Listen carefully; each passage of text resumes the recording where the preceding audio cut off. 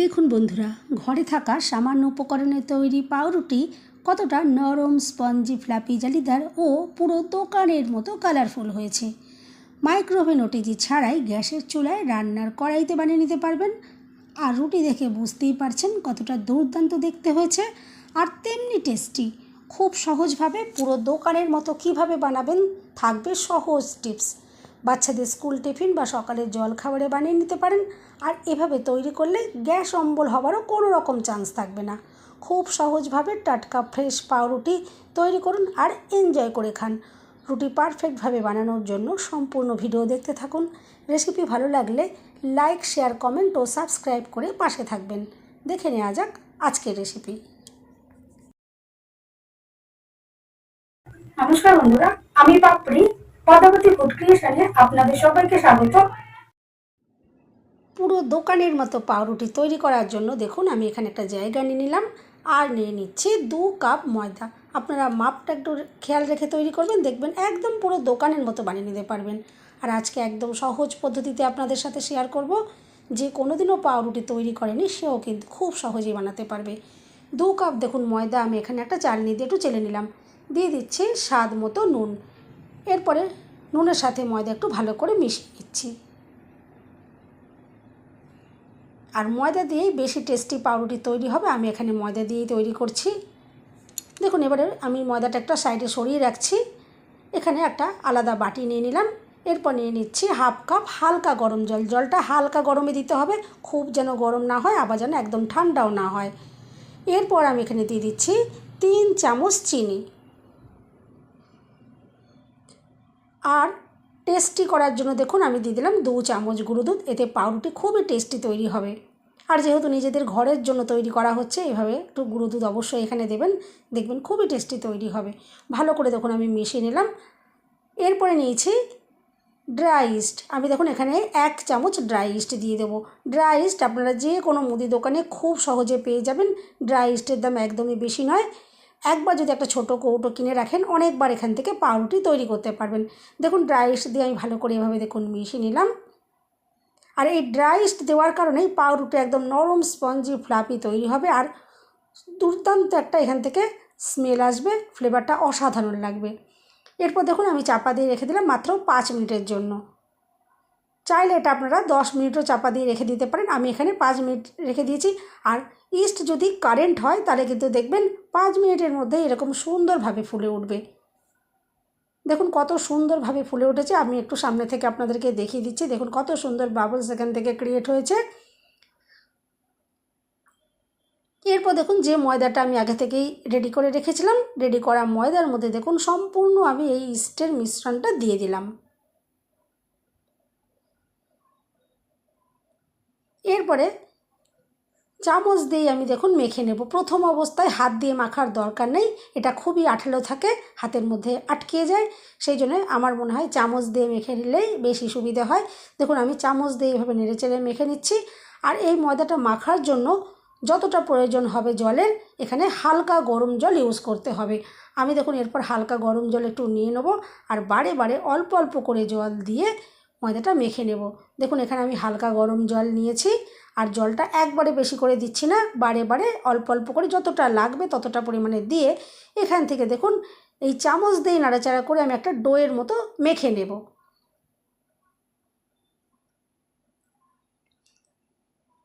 দেখুন একটা ডোয়ের মতো আমি মেখে নিয়েছি।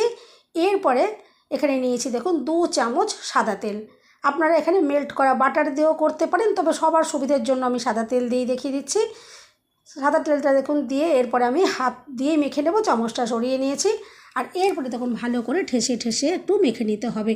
মাখা যত সুন্দর হবে পাউরুটিও ততটাই সুন্দর হবে। আর এখানে নরম নরম করে পাউরুটির ডোটা তৈরি করতে হবে। দেখুন আমি নরম নরম করে ডোটা তৈরি করছি। আশা করছি আপনারা দেখে নিশ্চয়ই বুঝতে পারছেন। দেখুন এভাবে ঠেসে ঠেসে আমি মিনিট 5 সময় নিয়ে খুব ভালো করে মেখে নেব। আর যদি এখানে সামান্য গুঁড়ো ময়দার প্রয়োজন হয়, সামান্য একটু গুঁড়ো ময়দা মিশিয়ে মেখে নিতে পারেন। তবে খুব বেশি গুঁড়ো ময়দা এখানে অ্যাড করবেন না। ময়দার ডোটা যেন এরকমই দেখুন নরম নরম করেই মাখতে হবে। দেখুন দেখে তো বুঝতেই পারছেন আমি নরম নরম করে মেখে নিলাম। এরপরে এটা আমি চাপা দিয়ে রেস্টে রেখে দিচ্ছি মাত্র 10 মিনিটের জন্য। যদি কোনো রোদের জায়গায় রাখেন তাহলে দেখবেন 10 মিনিটের মধ্যে সুন্দরভাবে ফুলে উঠবে। দেখুন কত সুন্দরভাবে এটা ফুলে উঠেছে আর কত জালি জালি তৈরি হয়েছে।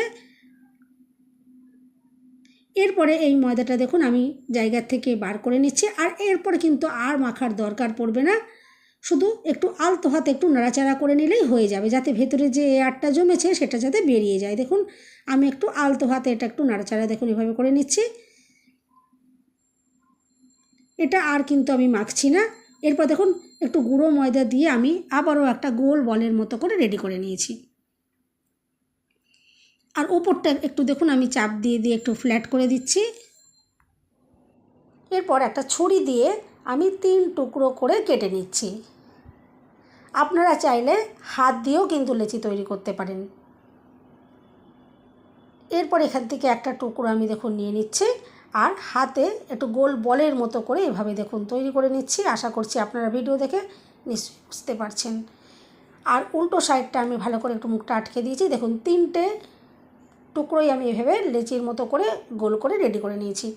এরপরে দেখুন একটু সামান্য গুঁড়ো ময়দা ছড়িয়ে আমি বেলে নিচ্ছি। এরকম একটু লম্বা শেপের দেখুন বেলে নিচ্ছি, গোল করে এটা বেলছি না, দেখুন একটু লম্বাটে করে আমি বেলে নিলাম।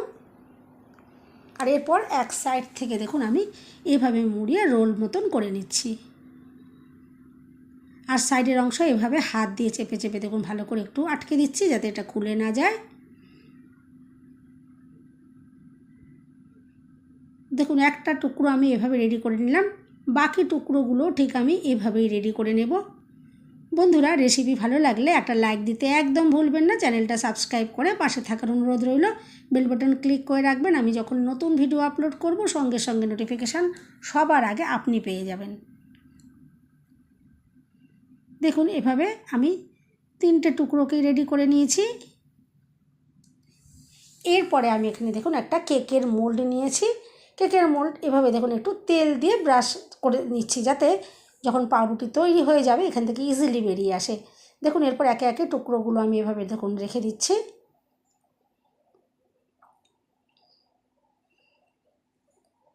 আর এরপরে আমি চাপা দিয়ে রেস্টে রেখে দিয়েছিলাম 10 মিনিটের জন্য। দেখুন একদম জায়গা ভর্তি হয়ে ফুলে উঠেছে। এভাবেই রেস্টে একটু রাখতে হবে। রেস্টে রাখার পর যখন এরকম সুন্দরভাবে ফুলে উঠবে তারপরে যদি বেক করা হয় তবেই কিন্তু পাউরুটি নরম স্পঞ্জি আর ফোলা ফোলা তৈরি হবে।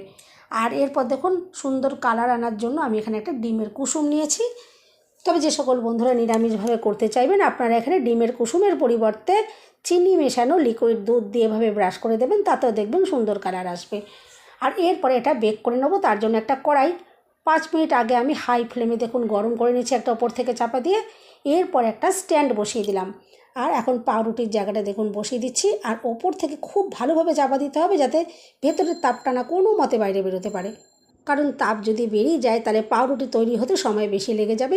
এরপর দেখুন উপর থেকে স্টিলের বা অ্যালুমিনিয়ামের জিনিস দিয়ে চাপা দিতে হবে, তবেই সুন্দর কালার আসবে।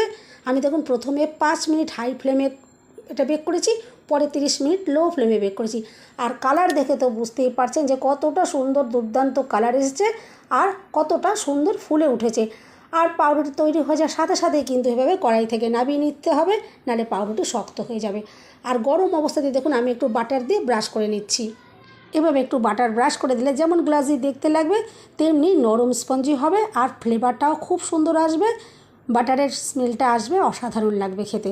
দেখুন এরপরে ঠান্ডা করে নেব। এখন প্রচণ্ড গরম, গরম অবস্থায় এই মোল্ড থেকে বার করা যাবে না, তাহলে পাউরুটি ভেঙে যেতে পারে। আর কতটা নরম হয়েছে দেখুন, আমি একটু আপনাদেরকে দেখিয়ে দিই, দেখে তো বুঝতেই পারছেন যেমন দুর্দান্ত কালারটা এসেছে তেমনি নরম স্পঞ্জিও তৈরি হয়েছে।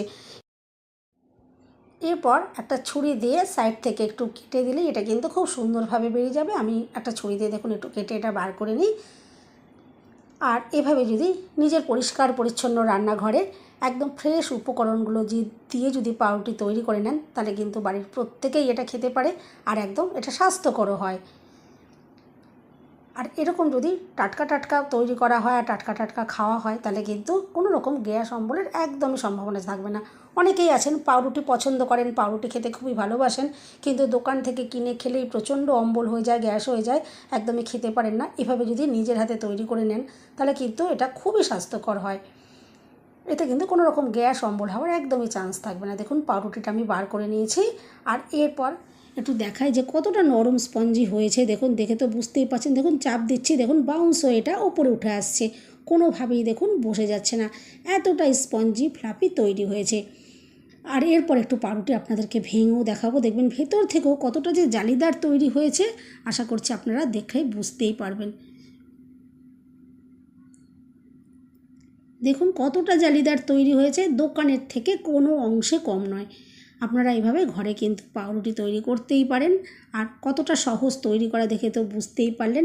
আর দেখুন কতটা যে নরম হয়েছে, কত দুর্দান্ত সুন্দর কালার তৈরি হয়েছে। এরপরে পাউরুটি একটু ভেঙেও দেখাবো। দেখবেন ভেতর থেকেও পাউরুটি কতটা সুন্দর হয়েছে। দেখুন কতটা নরম স্পঞ্জি।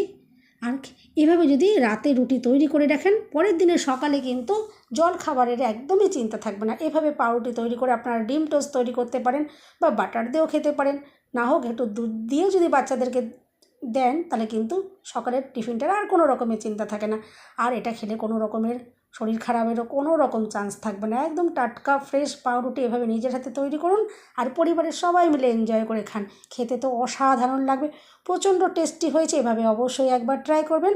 বন্ধুরা, রেসিপি ভালো লাগলে একটা লাইক দিতে একদম ভুলবেন না। চ্যানেলটা সাবস্ক্রাইব করে আমার পাশে থাকার অনুরোধ রইল। সবাই সুস্থ থাকবেন, ভালো থাকবেন। দেখা হবে নেক্সট ভিডিওতে। ভিডিওটা শেষ পর্যন্ত দেখার জন্য সবাইকে রইল অসংখ্য অসংখ্য ধন্যবাদ। আর দেখে তো বুঝতেই পারছেন, ভেতর থেকেও দেখুন কতটা স্পঞ্জি, কতটা জালিদার, দোকানের থেকে কোনো অংশে কম নয়।